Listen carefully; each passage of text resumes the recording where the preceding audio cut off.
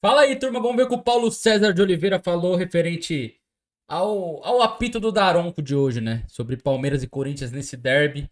Tava indo tudo muito bem até que o Daronco fez uma merda no final do jogo, expulsando o Murilo por reclamação de jogo, gente. Daronco, um cara experiente, um cara que vivido já no futebol, cair em provocaçãozinha e acabar. Ali ele acabou com o apito dele. Ele tava indo muito bem até o final do jogo. E a expulsão do Maicon também, que ele não. Na frente dele, ele não expulsou o Maicon. Resolveu ir no VAR pra ver a expulsão, né? Mas vamos ver o que o Sport TV, o Troca de Passes, falou sobre isso. Vou deixar o link aqui na descrição. Quem quiser assistir o programa inteiro, é só clicar no link. Vamos lá. Teria botado fogo no jogo também, saindo de início, porque nesse Não, acho que não. nesse Acho ano, que não. ele não conseguiu. Acho que não. Saindo Acho que de não. início e botar fogo em nenhum jogo, né? Saindo de início. Talvez o Abel tivesse ter posto ele 10 minutos antes, Exatamente, pouquinho eu antes. também acho. Com 35, porque assim, você volta do intervalo, não tá funcionando, seguiu não funcionando as coisas, Sim. não dá pra esperar até os 35 para fazer a primeira alteração, sabe? Eu acho que, inclusive, o Corinthians fez alterações que estavam tentando mudar a dinâmica do jogo. Acho que o Abel demorou nesse sentido para fazer a alteração. Eu acho que ele pensou bem o jogo, acho que o Palmeiras executou melhor no primeiro tempo, no segundo tempo nem tanto assim, o Corinthians conseguiu equilibrar um pouco mais. Agora, posso responder a sua pergunta? O senhor fica à vontade. Eu acho que foi mais ou menos para os dois. Eu não vou ficar em cima do muro, vou te dizer por quê. Foi mais ou menos para o Palmeiras. Jogou fora de casa, é sempre difícil jogar na Neoquímica. E, na prática, ele diminuiu para o Botafogo a vantagem em um ponto. Jogando fora de casa, um clássico que é sempre difícil. E ficou em segundo lugar. Então, diminuiu um pontinho, mais ou menos, ok. Não foi de todo ruim. E o Corinthians, que está ali numa situação razoavelmente confortável, mais perto do Z4, a 5 pontos do Z4, ele ganhou um ponto numa rodada que o Inter também só ganhou um ponto, o Goiás só ganhou um ponto, o Bahia só ganhou um ponto, o Santos não ganhou nenhum ponto, o Vasco ganhou um ponto. Então ninguém somou mais pontos que o Corinthians, só o América Mineiro, que está nesse momento a 9 pontos do Corinthians. Então, foi uma rodada a mais para o Corinthians, ele fica no lugar que ele estava mais ou menos e ninguém avançou. Então, os dois foi mais ou menos, foi razoável. Bom, Você é uma conseguiu leitura. acompanhar meu raciocínio? Claro que eu acompanho. Eu acho que foi melhor para o Corinthians, na minha Talvez visão. seja, olhando essa combinação de resultados, talvez tenha até sido, mas o Palmeiras diminuiu, né? Bem ou mal diminuiu. Não, porque assim, fala-se muito que o Corinthians não apresenta um padrão de jogo, o Corinthians não tem um jogo que envolva seus adversários, assim, faz tempo que o Corinthians não se impõe numa partida, ele tem sido dominado muito nos últimos jogos, né, especialmente contra o Estudiantes, acho que o jogo de hoje não se compara com o Estudiantes, evidentemente, foi um jogo equilibrado hoje. Claro. Mas assim, queria propor uma outra conversa. Será que o Corinthians tem jogadores também para se impor, para desenvolver jogo? Hoje ele não tinha o Renato Augusto. O lateral direito do Corinthians é o Bruno Mendes. O lateral esquerdo é o Fábio Santos, que tem uma carreira brilhante no clube, inclusive, mas tem dificuldade hoje de acompanhar pontas velozes. No meio-campo, o Corinthians jogou hoje com o Maicon, o Moscardo e o Juliano, que tem tido uma dificuldade muito grande de jogar. Muito. Na frente, o Wesley jogou bem, Yuri O melhor Alberto atacante do Corinthians. e o Matias Rojas que se machucou. Mas errou muito. Então, assim, o Palmeiras tem um time melhor. Diante daquilo que o Corinthians possui, acho que a grande alternativa hoje era amarrar o jogo mesmo.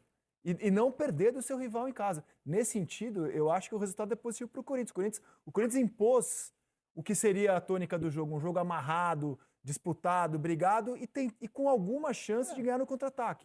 Então, acho que o Corinthians conseguiu, de certa forma, até impor a ideia dele diante de um time melhor hoje em Itaquera. Fez o que era possível, na minha visão. Sim, Não, sim. e diferente de jogos, por exemplo, contra o Estudiantes e contra o São Paulo, que o time se propôs a defender, mas não se defendeu bem, né? Ficou só se defendendo e, assim, no desespero o tempo inteiro com o Cássio tendo que salvar muitas bolas.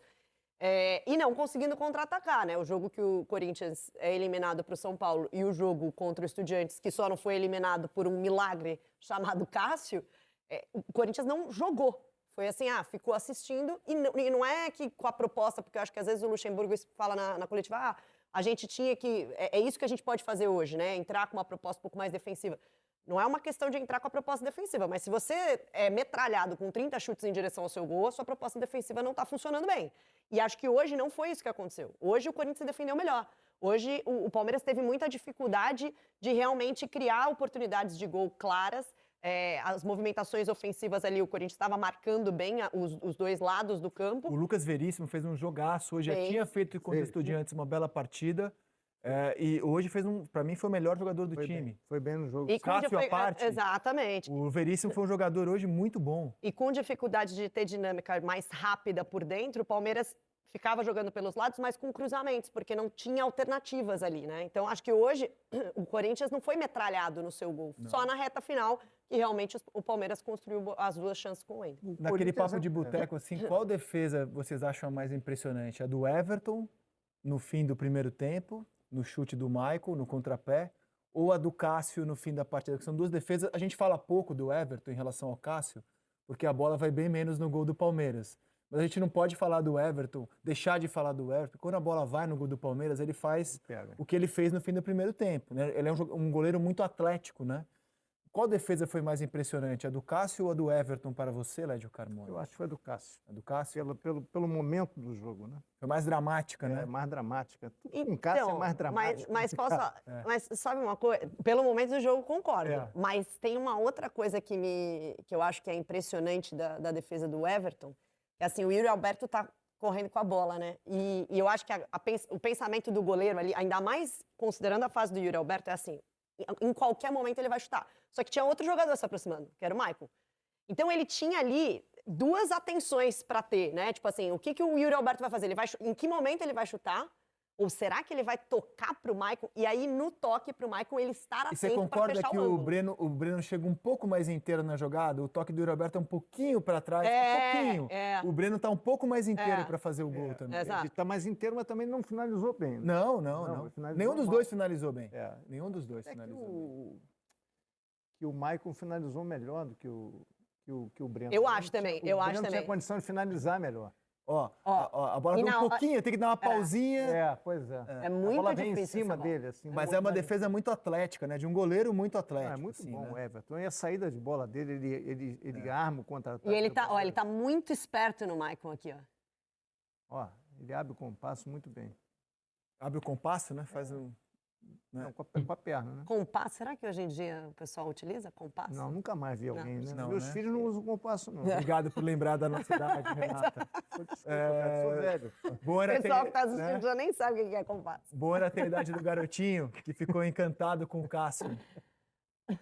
Garotinho corintiano ali, encantado com o Ai, Cássio. que demais.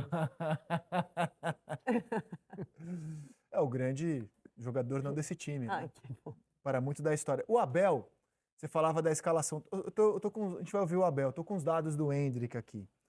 Ele começou a temporada como titular. O plano original do Palmeiras, depois de tanta pressão em cima do Endrick virar um protagonista, era o Endrick ser o centroavante. E com a saída do Scarpa, o Rony voltaria a jogar de lado.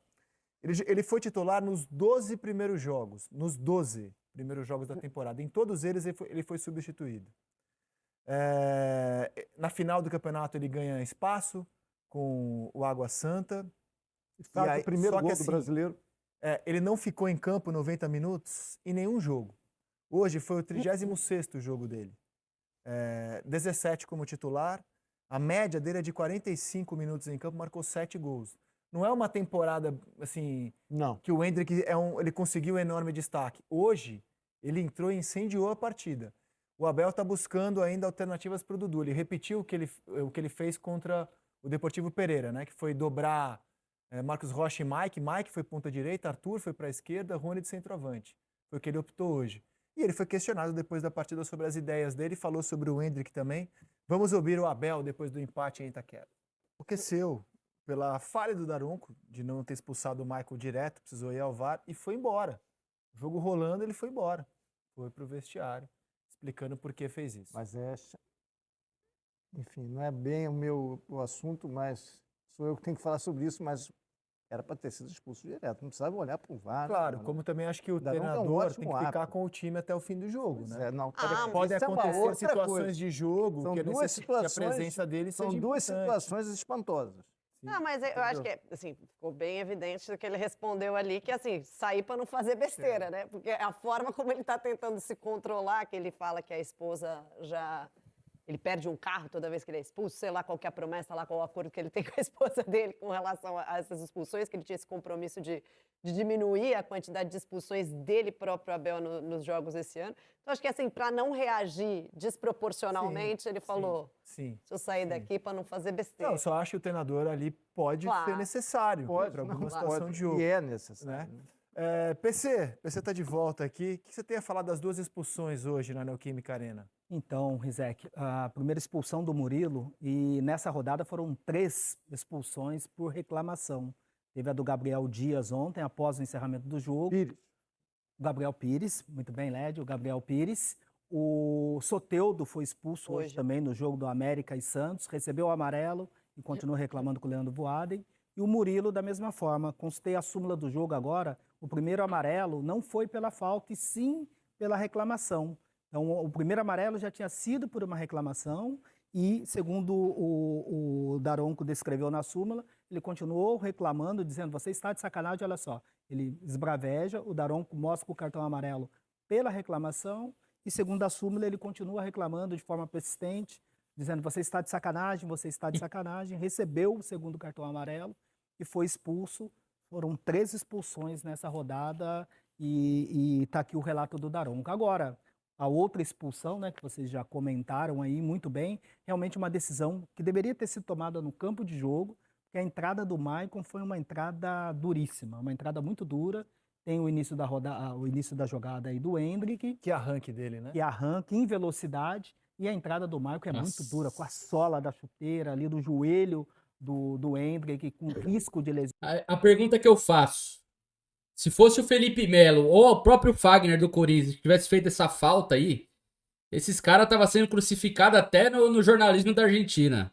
O Daronco dá uma sequência. Impressionante, cara. Olha isso. Lance pra expulsão, a recomendação é expulsa, você só expulsar no momento. momento. A sorte do Endrick é que o pé dele não fica preso na grama. Se o pé dele ficar preso na grama, a perna dele vai pro espaço, joelho, canela, tudo. Você só dá a vantagem quando você tem a certeza que vai sair o gol. E era uma jogada assim, com grande possibilidade de sair o gol, né? Só não saiu em função da. E ele estava bem colocado, né? Ele tá bem Estava bem colocado, mas acho que teve uma preocupação técnica também com relação à continuidade do jogo, concedeu a vantagem.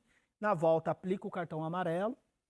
Até a gente está usando a lupa, porque teve discussão em relação à roubada de bola do Endrick e uma possível falta no jogador do Corinthians. Você achou que foi falta? Eu acho que um contato leve.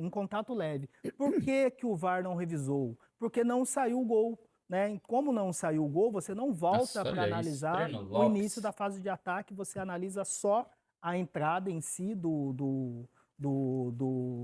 Maicon. O cara tá olhando para baixo, gol, velho. A gente vai discutir, né, o início da fase do ataque, mas também, da mesma forma, o cartão seria mantido, né, porque o jogo teve sequência. Cara, que e aí, com a boa participação do árbitro de vídeo, do Rodrigo Guarizo, recomendou a revisão e foi muito bem expulso. Poderia, sim, ter tomado a decisão já no campo de jogo, que foi uma entrada muito dura mesmo. E ele acerta a entrada no Endrick depois que o Endrick já tinha dado tapa. A bola já tinha saído do Endrick. E tudo bem, eles já estavam no movimento, mas quando o Endrick consegue fazer o passe. Então é isso aí, rapaziada. Daronco, ele apitou até bem. O jogo também não teve muita coisa, né? Não teve muitos lances polêmicos, mas no final, expulsar o Danilo ali. Porque falar que ele tá de sacanagem, eu falo, o Daronco tem hora que ele quer tomar o protagonismo do jogo. E tomou. Poderia ter sido um clássico normal. Ali pode ter errado no lance do Maicon, ia revisar e expulsar. Mas eu acho que o Murilo não deveria ter sido expulso, porque é calor do jogo ali, Palmeiras e Corinthians. E ele é um árbitro já experiente, né? Então não poderia ter caído nessa pilha aí. Mas é isso aí, tamo junto. Lembrando, créditos, troca de passe Sport TV. Vou colocar o link aqui embaixo. Quem quiser assistir o programa inteiro, é só clicar no link e seguir os caras aí, beleza? Tamo junto e avante palestra.